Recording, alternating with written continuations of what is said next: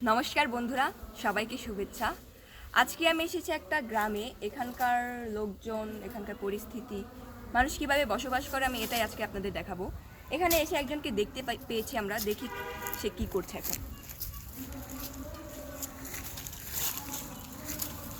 এই যে মশাই,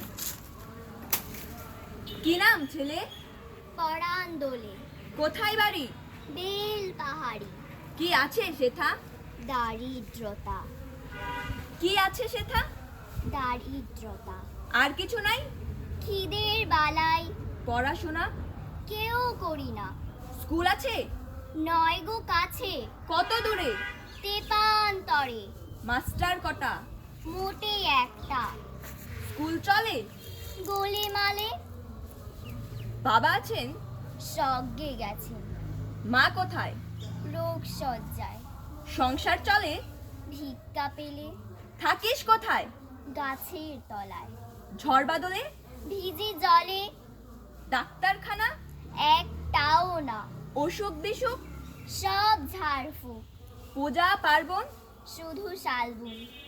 হিন্দু না বৌদ্ধ? জনযুদ্ধ। কেন হলি? কি করে বলি? পুলিশ আসে? মাসে মাসে। এসে কি করে? মারে ধরে। তারপরে? জেলেও পড়ে। কি পাস জেলে? খাবার মেলে। এখানে কি খাস? শুধুই উপোস। ভাতের গন্ধ?